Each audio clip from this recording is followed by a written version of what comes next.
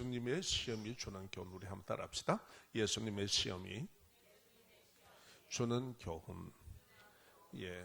여기 아마 세 번째까지 이 본문의 말씀으로 계속 진행될 겁니다. 매우 중요한 말씀이고 우리가 반드시 신앙생활에서 겪게 되고 또 알아야 되고 우리가 이겨야 될 일이기 때문에 그렇습니다. 지난주 말씀에서 예수님께서 마귀에게 시험을 당하신 이유에 대해서 말씀드렸습니다. 스스로 자기를 비워 사람의 몸을 입고 낮게 오셨기 때문이다. 인자로 오신 예수님께서 마귀를 이기심으로 사람을 죄에서 구속하시는 구원 사역을 이루기 위해서입니다. 라는 두 가지 얘기입니다. 자, 첫째, 하나님이신 그가 사람을 구원하기 위해서 스스로 사람의 몸을 입었다 이 말이에요. 그리고 이 땅에 오셨기 때문에 그래서 시험을 당하셨다. 또 인자로 사람으로 오신 예수님께서 마귀를 이기심으로 사람을 죄에서 구속하시는 구원 사역을 이루시기 위해서 시험을 당하셨다. 사람으로 왔기 때문에. 그래서 예수님을 믿어 하나님의 자녀가 된 우리에게도 마귀의 시험이 있다는 거예요. 모든 삶에서, 심지어 교회에서 신앙생활 하는 데도 있습니다. 다 있습니다. 그런데 이걸 모르는 거예요. 마귀에 대한 인식을 못하고 있어요. 그렇게 평생 속아서 살면서도 그냥 그렇게 사는 거예요. 이제 이 말씀 속에서 이것을 구별하시기로 주의 이름으로 축원합니다. 자, 그런데 하나님께서 왜 그러면은 하나님께서 허용을 하시는 겁니다. 이 시험을 왜 허용하시느냐?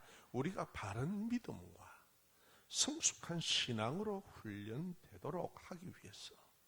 마귀는 악한 의도를 가지고 시험을 하지만 하나님의 지혜와 능력은 선하게 오히려 이 시험을 통해서 우리가 바른 믿음과 성숙한 신앙에 훈련되도록 어느 범위까지만 허용을 하신다 이 말이에요. 마귀의 난장판으로 만드는 게 아니라 어느 범위까지만. 그러지 않으시면요 이 세상은 다 망하고 끝장났습니다. 전쟁과 온갖 악의 다툼으로. 그러나 하나님은 그런 사단의 아래에 잡힌 인생들이 살아가면서 저지르는 모든 것을 어느 범위까지만 허용하실 뿐이에요. 그래서 지금도 보존하고 계십니다. 할렐루야. 자, 시험하는 마귀는 어떤 자냐? 히브리어로 보면은 이 마귀를 대적자, 고발자, 비방자다. 여러분 예수 믿으시면 이거 안 하셔야 돼요. 그럴 때 예수 이름으로 물리치세요. 계시록 9장 11절에 보면은 아바돈이라고 말하는데 파괴자, 파멸케 하는 자입니다. 하나님을 대적하고 하나님께 사람을 비방하고 하나님께 사람을 고발합니다. 또 사람을 유혹하여서 모든 관계에 비방하고 그리고 고발하고 이래서 관계를 파괴시키고 파멸시키는 타락한 악한 영물입니다. 인격의 영물입니다. 아멘. 그래서 예수 믿는 우리는 그렇게 할 수가 없어요. 왜냐하면 예수 믿기 전에는 사단이 하는 대로 우리는 이끌려 살았습니다.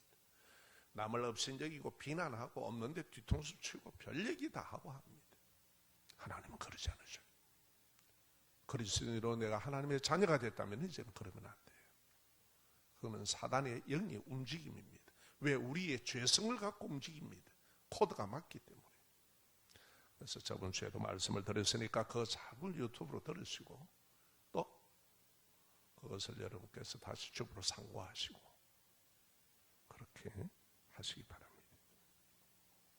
자, 첫째 어떤 시험을 하느냐? 본능의 시험입니다. 따라합시다. 본능의 시험. 본능의 시험입니다.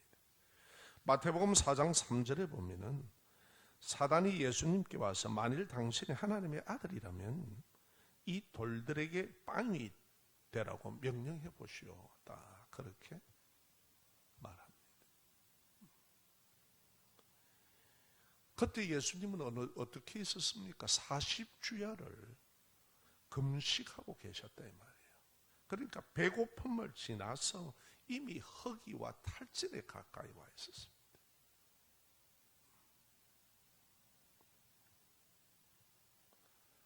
예수님께서 그때 이렇게 말씀하십니다. 성경에 사람이 빵으로만 살 것이 아니라 하나님의 입에서 나오는 모든 말씀으로 살 것이다. 이렇게 말씀합니다. 이 말씀은 뭐냐? 하나님의 말씀보다 본능을 앞세울 수 없다라는 얘기입니다. 우리는요, 하나님의 말씀보다 본능을 그냥 앞세워버려요. 하나님의 말씀 안에서 본능을 해결해라 이 말입니다. 떡을 먹지 말라는 말이 아니에요. 아멘? 자, 따라합시다. 하나님 말씀 안에서 본능을 해결해라. 예수님은 사단의 시험에서 하나님의 말씀 안에서 본능은 해결되어야 된다는 말씀으로 사단의 시험을 물리치셨습니다. 자, 그러면은 이 예를 우리가 구약의 욥이라는 인물을 통해서 살펴봅시다. 당시의 고대 농경사회에는 수입원이 딱 있습니다. 어떻습니까? 농경 산업, 그 다음에 축산, 짐승 키우는 것, 그리고 상업, 노동력입니다. 그런데 일시에 욥의 모든 가축들이 싸그리 빼앗겨버리고 종들도 불타가 종들도 잡혀가고 죽고 일시에 불타고 모조리 강도에게 뺏겼습니다. 우리가 어려운 난관의 일이 있을 때 보면은 한 일이 있고 한 10년 후에나 20년 후에나 또 한 일이 있고 이러면 좋은데요. 어려움이 닥칠 때는 연쇄적으로 막 갔다 옵니다. 엎친 데 덮친 격이라고 그러죠.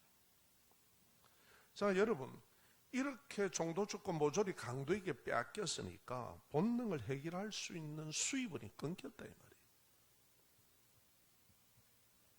겨우 종 한 사람이 살아와서 보고하는 순간에 또 뛰어옵니다. 한 종이 또 헐레벌떡 뛰어와서 가쁜 숨을 몰아쉬면서 주인인 욥에게 보고합니다. 굉장히 긴장된 모습으로 얘기합니다. 주인님, 사막에 광풍이 불어왔는데, 강력한 바람이 불어왔는데 집에 건물이 폭삭 내려앉았습니다. 그때 주인님의 자녀들이 전부 다 집안에 있었는데 폭삭 그냥 다 깔아앉아 죽었습니다. 야, 여러분, 왜 하나님께서 이 말씀을 지금 우리에게 주실까요? 오늘 그 의도를 아시기 바랍니다. 우리도 인생을 살아보면서 내가 이런 어려움 당할 거라고 생각해본 분 하나도 없습니다. 하나도 없습니다. 그런데 당하더라는 거예요. 있더라는 거예요.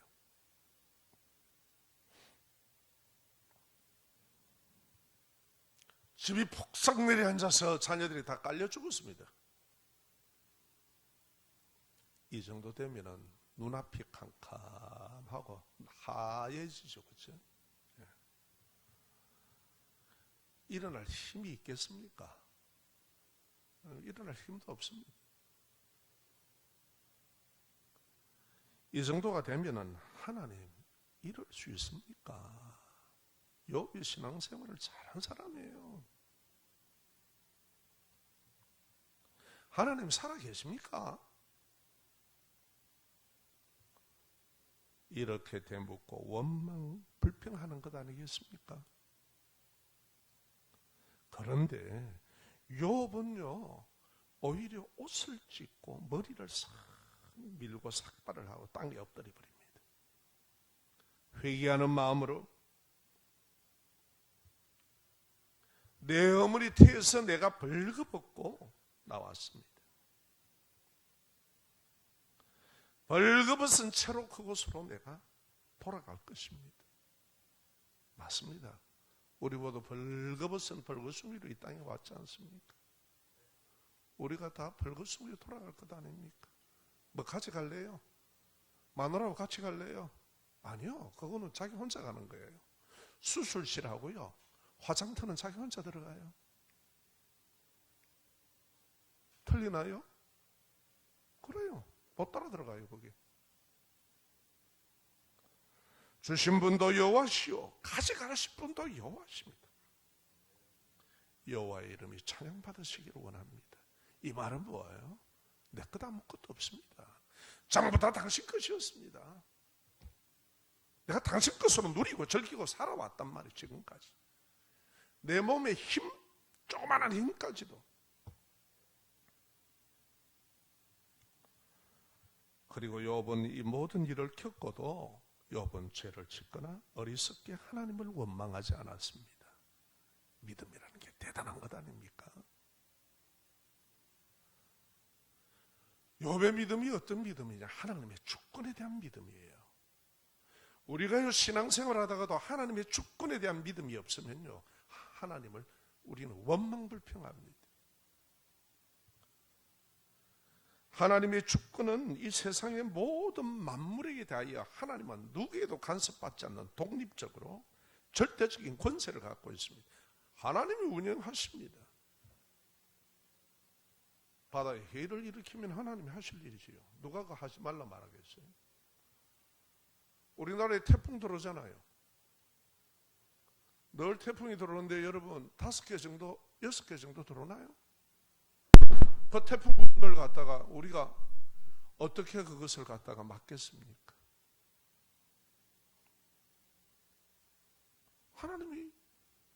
하나님의 창조의 섭리인데, 하나님의 절대 주권을 믿는 신앙이 마귀의 시험을 이기게 한 겁니다. 할렐루야. 따라합시다. 하나님의 절대 주권, 이거를 믿는 거예요.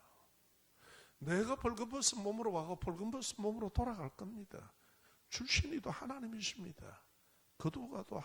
거두가실 이도 하나님이십니다. 여러분, 우리 다 떠날 때 뭐 당신들 가져갈 것 있습니까? 예. 립스틱도 짙게 바르고 못 갑니다. 아무것도 가져갈 거 없어요. 왜냐? 모든 게 하나님의 것이에요. 둘째, 하나님을 의심케 하는 시험을 합니다. 이 사단 마귀는요. 따라합시다. 사단 마귀는 나를, 하나님을 의심하도록 만든다. 잊지 마십시오. 마귀는 예수님께서 아버지 하나님께 의심을 품게 하는 시험을 합니다. 그 의심이라는 것은요, 확실히 알 수 없거나 믿지 못해서 이상히 여기는 마음을 품는 거예요. 하나님에 대해서 이상히 여기는 마음. 야고보서에는 그걸 두 마음이라고 그럽니다. 아무것도 하나님 앞에 받으려고 생각하지 말라고 얘기합니다. 두 마음을 품고는. 누가복음 4장 9절 이하에 보면은 마귀가 당신 하나님의 아들이거든 성전 꼭대기에서 뛰어내리시오. 그래. 왜냐하면 성경에 이렇게 쓰여 있어. 하나님께서 말씀으로 본능에 대한 것을 물리치자. 두 번째는 말씀을 걸고 나옵니다. 성경에 이렇게 기록되어 있어. 그가, 이 말은 하나님 아버지가 너를 위하여 천사에게 명령해서 너를 지킬 것이다. 그의 손으로 너를 붙들어서 네 발이 바위에 부딪히지 않게 천사에게 명령을 해서 지킬 거다. 네 하나님 아들이건 뛰어내려봐.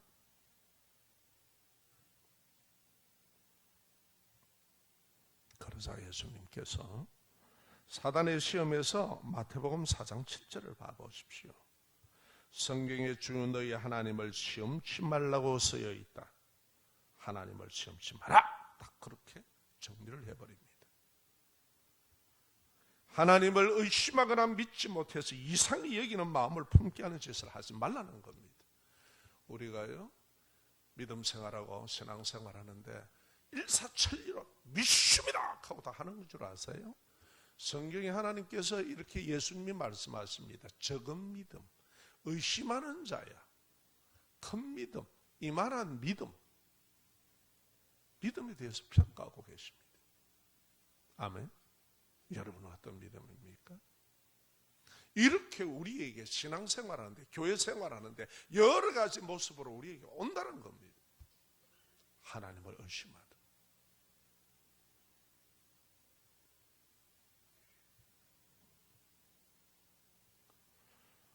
그런데 우리가 욥을 봅시다. 욥기 2장 3절 이하로 여러분 다 찾아보십시오. 집에 가셔서. 첫째, 여러분 시험에서 욥은 범죄하지 않고 원망하지 않았습니다. 그러니 하나님께서 사단에게 얘기합니다. 내가 허용해서 하나님께서 허용해 주었는데, 자, 네가 충동하여 까닭없이 그를 치게 하였어도 그가 여전히 자기의 온전함을 굳게 지켰다라고 그렇게 말씀합니다. 그러자 사단이 그냥 있는 것 아니잖아요. 그가 고발자잖아요. 중상 모략하는 자 아닙니까? 사단이 하는 짓이 그 짓 아니에요. 비방하는 자 아닙니까? 그래서 두 번째 시험을 하나님께 허용해 주기를 요청합니다. 그 시험이 뭐냐? 욥기에 보면은 여러분 5절에 이런 내용이 나옵니다. 욥기 2장 5절에 뼈와 몸을 병들게 해보십시오. 하나님 당장 그가요 딱 똑바로 쳐다보고, 하나님 똑바로 쳐다보고 저주할 겁니다. 딱 그렇게 해요. 충동하는 거예요.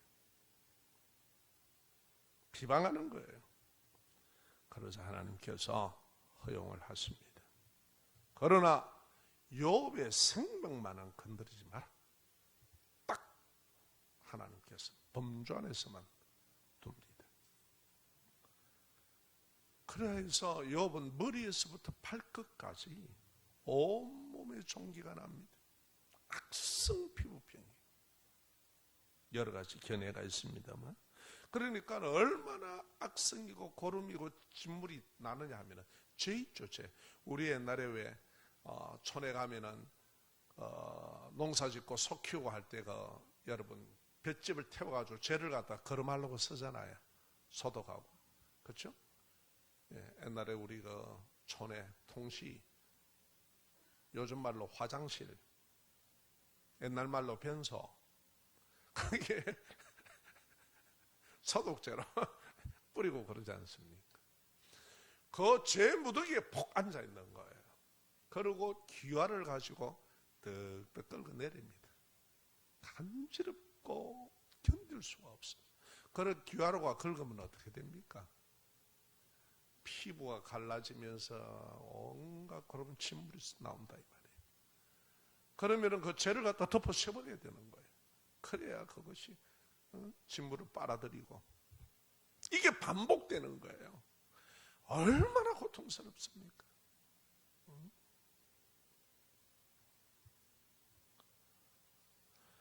옆에서 보다가 같이 당하고 있는 욥의 아내가 이렇게 얘기합니다. 그래도 당신이 신앙을 지킬 겁니까? 그래도 당신이 믿음을 지킬 겁니까? 차라리 하나님을 저주하고 죽어보라. 경상도 말로는 죽어보라. 죽어버리세요. 표준말로. 그러는 거예요.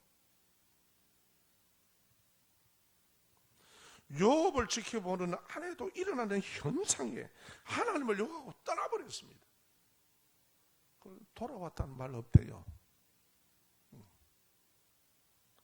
이 정도 되면은 여러분, 사람은 그렇지 않겠습니까? 하나님 왜 이러시지? 이게 한 번도 아니고 이거 또 이러는데 이게 또 왜 이러시지? 계신다면 이럴 수 있어? 믿지 못해서 이상히 여기는 의심의 마음을 품게 되지 않겠느냐 이 말입니다. 사단 마귀는 우리에게 온갖 일로 그렇게 만듭니다. 이것을 성경에 기록해 놓은 이유는 우리에게 교훈하시고 참고하라 이 말이에요. 이렇게 한다는 거예요. 이런 일을 네가 당할 때 이런 현상이 일어난다는 겁니다. 아멘. 그런데 10절에 보면 요업이 아내에게 이렇게 얘기합니다. 당신은 어리석은 여자처럼 말하는데 우리가 하나님께 복을 받았는데 장인들 못 받겠어. 이 모든 일에 입술로 범죄치 않았다고 말합니다. 하나님이 인정하는 주권적인 믿음이 없으면 요업의 아내처럼 야 하나님이 계신다면 그럴 수 있나? 신앙생활이 뭐고 교회고 그만 다니자 필요 없다 마. 그게 뭐 잘 되는 거 없네. 그러고 교회도 떠나버릴 수 있다는 겁니다. 여러분, 우리가 사단 마귀의 시험을 이길 수 있는 것은 우리의 생각과 마음이 요업의 고백처럼 복을 받아도 내 하나님이고 재앙이 있어도 내 하나님이다. 아멘. 우리 따라합시다. 복을 받아도 내 하나님이고 재앙이 있어도 내 하나님이다. 신앙이라는 건 그런 겁니다. 하나님을 대하는 신앙은 오직 하나님만 해결하신다. 하나님에 대한 주권적인 믿음입니다. 이 믿음은 어떤 환경 속에서도 하나님을 배반치 않게 합니다. 아멘. 자, 그러면은 이 시험을 우리가 어떻게 이길 건가? 하나님께서는 그 얘기를 하고 계십니다. 따라합시다. 성령 충만 시험을 이기게 합니다. 한 번 더요. 성령 충만은 시험을 이기게 합니다. 그래서 여러분 성령 충만을 기도로 구하셔야 됩니다. 신앙은 내 의지, 내 생각과 내 뜻으로 못합니다. 신앙은 절대적인 하나님의 은혜요 진리와 성령의 은혜로 내 인격을 감동하여 변화시켜 줘야만 하는 겁니다. 아멘. 그래서 은혜 받기를 힘써야 돼요. 모이기를 피하는 걸 멀리 하셔야 돼요. 교회에 이렇게 말씀의 향연이 있고 이런 집회가 있고 이런 은혜, 이런 시간이 있다 하면 지가 선택하고 있는 이게 아니란 말이에요. 가야 되는 거예요. 달려가야 되는 거예요. 시간 속에서 그 공간 속에서 하나님의 은혜를 받아야 우리가 일을 하건 뭘 하건 하나님의 은혜로 즐거운 마음으로 감사한 마음으로 한다는 거예요. 마음이 곰핍하고 마음이 무너져 있으면 그 모든 것을 갖다 줘도요 산에 진미가 와도 맛이 없다니까. 그렇지 않습니까? 누가복음 4장 1절에 예수님도 마귀의 시험을 받으실 때 뭐라고 말씀합니까? 누가복음 4장 1절 보면은 성령의 충만하심, 충만과 성령의 이끌어 주심으로 이기셨습니다. 할렐루야. 그렇게 딱 나옵니다. 요단강에서 세례받고 나올 때 성령이 충만하시고 성령에 이끌려 시험을 받으셨다. 할렐루야. 우리도 성령의 충만함으로 이끌어 주심으로 이긴다는 거예요. 그러면 도대체 성령 충만이 뭐냐? 성령 충만이라는 것은 성령께서 나의 마음과 생각에 충만하셨어. 내 마음과 생각이 지배받고 다스림을 받는 거예요. 우리의 마음의 생각은, 우리의 마음과 생각은 어떻습니까? 평소에 온갖 세상의 풍습과 상식과 생각과 자기 감정에 꽉 차였어. 그래서 우리는 살아온 거예요. 그렇잖아요. 주위에서 얘기합니다. 자네 이게 훨씬 나아. 이 직장에 가는 게 좋을 거야. 안 해요. 나는 꼭 그거 해야 되겠어요. 그런다고. 그러니까 자기 생각.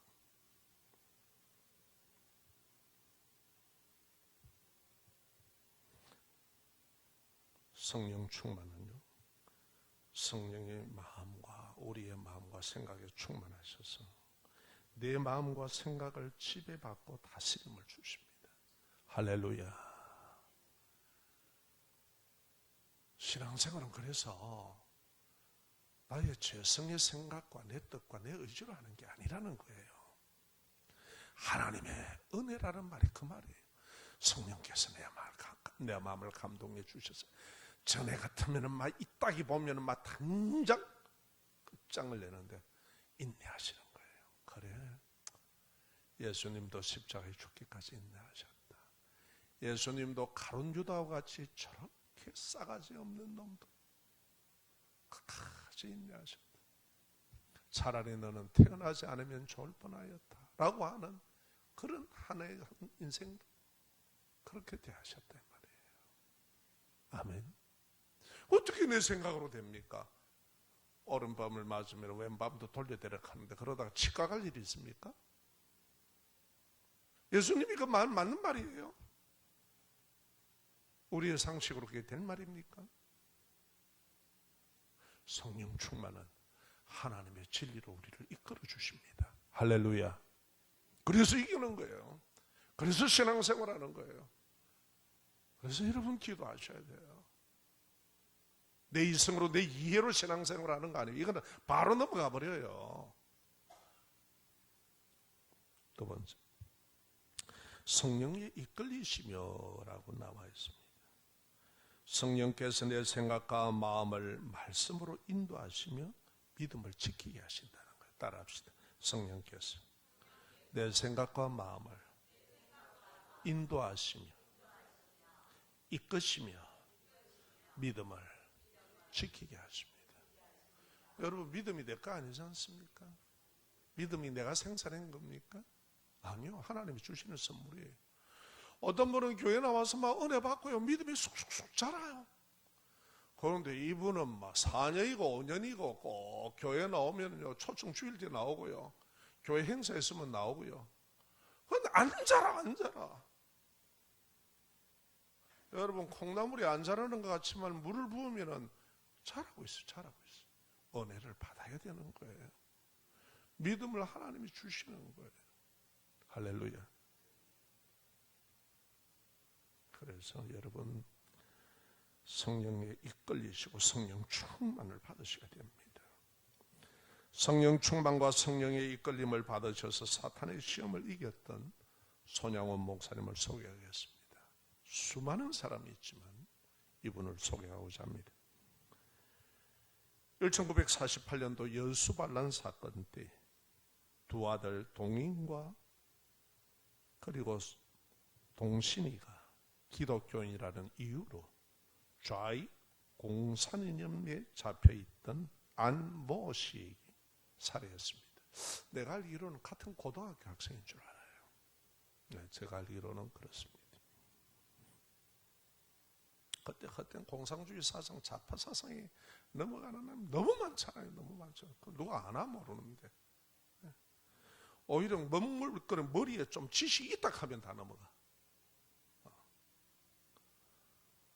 그래서 이 안모 씨가 살해를 했습니다. 이 살인범이 사형 집행당한다는, 그때는 미군정하에 있었는데 사형 집행당한다는 소식을 듣고 간곡히 미군정에 찾아가 요청을 했습니다. 그리고 그를, 아들을 죽인 원수를 양아들로 삼은 거예요.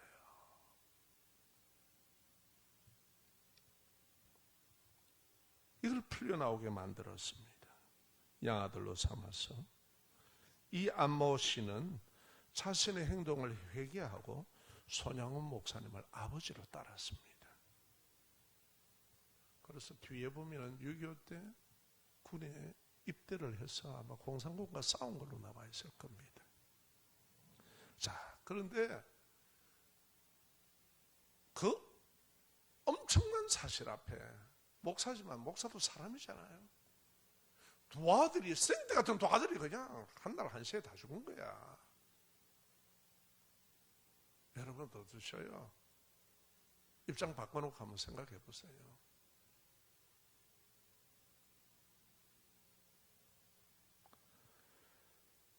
손양원 목사님이 동인 동신의 아들 묘지 앞에, 장례식장 그 묘지 앞에서 답사 중에 10가지인가가 있는데 제가 한 7가지만 필요한 것만 발췌를 했습니다. 나 같은 죄인의 혈통에서 순교자의 자식이 나오게 하셨으니 하나님 감사합니다. 아들이 죽었는데 순교자의 자식이 나오게 하셔서 감사합니다.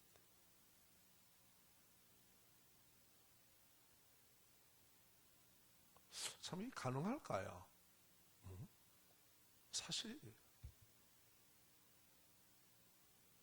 어지간한 어머니들은 막 그냥 정신 다 놓을걸요. 예. 세 번째 기도 내용입니다. 답사 내용입니다. 삼남 삼녀 중에서도 가장 아름다운 두 아들을 바치게 된 나의 축복을 하나님께 감사합니다. 삼남 삼녀 중에 가장 아름다웠던 두 아들, 이 두 아들이 죽었습니다. 총에 맞았어. 그런데 그걸 축복으로 감사합니다. 하나님 감사합니다. 예수 믿다가 누워 죽은 것도 큰 복이라 하거늘 하물며 전도하다가 총살 순교라니 감사합니다. 여러분 다 우리 누워 죽을 거죠? 어떻게 죽을지만 누가 아나요? 그래서 예수 믿고 죽어도 그렇게 감사한데, 내 아들이 그 좌익 사상에 있는 자들에게 예수 믿으라, 바른 복음의 신앙을 전하다 그냥 총 맞아 죽은 거야. 순교라니 감사합니다. 전도하다가 죽었습니다. 여섯 번째 기도 내용입니다. 미국 가려고 준비하던 내 아들, 미국보다 더 좋은 천국에 갔으니 하나님 감사합니다. 내가 안심이 되어 하나님 감사합니다.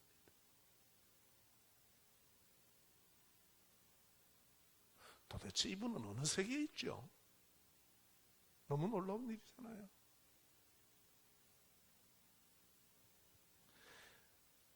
일곱 번째 기도입니다. 나의 사랑하는 두 아들을 총살한 원수를 회개시켜 내 아들을 삼고자 하는 사랑의 마음을 주신 하나님께 감사합니다. 내가 한 게 아니더라 말이에요. 성령 하나님께서 내 마음을 감동하시고 성령 충만한 내 생각과 마음을 지배하고 다스리셨어.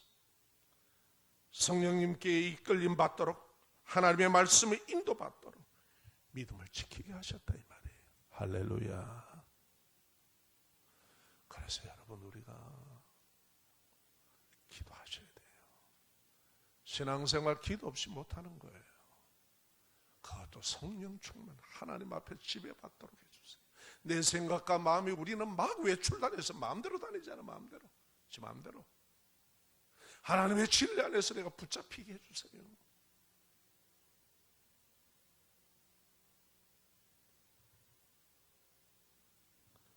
열 번째 기도입니다. 이렇듯 과분한 축복을 누리게 되는 것을 감사합니다.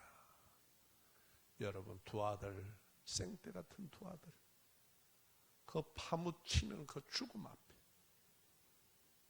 다들 흐느끼고 교인들과 다 울고 통곡을 하는데 그 아버지의 심정은 어떻겠습니까? 그 아버지가 무슨 로봇 태권보입니까? 아니란 말이에요. 더 여리는 목사님이란 말이에요. 그가 이렇게 믿음을 고백할 수 있었던 게 도대체 뭡니까? 자기 생각으로 되는 일입니까 이게? 자기 마음으로 되는 일입니까? 여러분 신앙세계는 이런 겁니다. 아멘.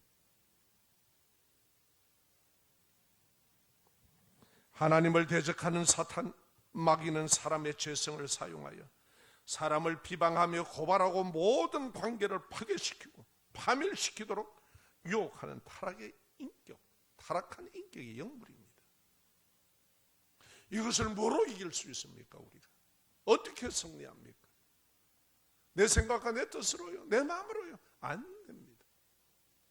백전백패요. 이미 아담과 하와가 졌습니다.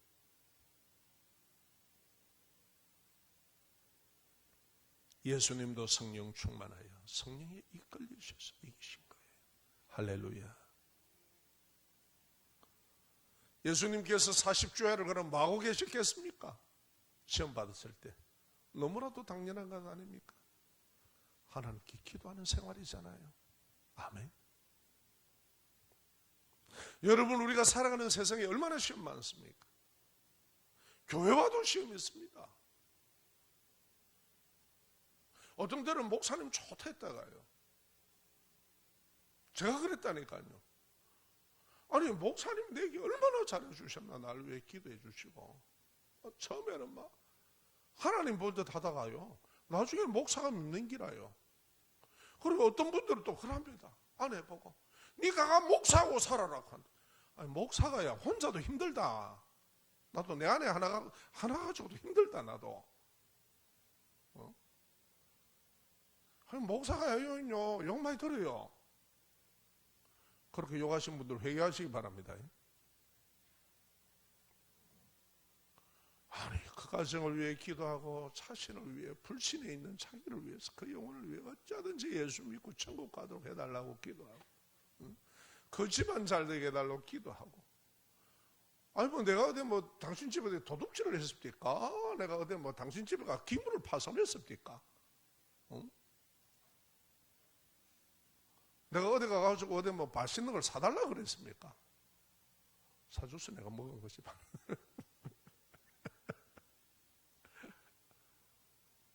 여러분, 그럴 때 어떻게 뭐라고 얘기하겠습니까? 뭐라고? 참. 사단 마귀는 이런 짓을 하도록 합니다. 우리의 죄성을 이용해가지고. 코드가 맞기 때문에 그래요. 이렇게 타락한 영물이란 말이에요. 우리의 생각과 마음을 치고 돌아가죠. 그러나 우리가 성령 충만하면 됩니다. 성령께서 내 마음과 생각, 하나님의 뜻에 지배받고 다스림 받게 하십니다. 아멘. 성령께서 이끌어 주시기를 원하시면 됩니다.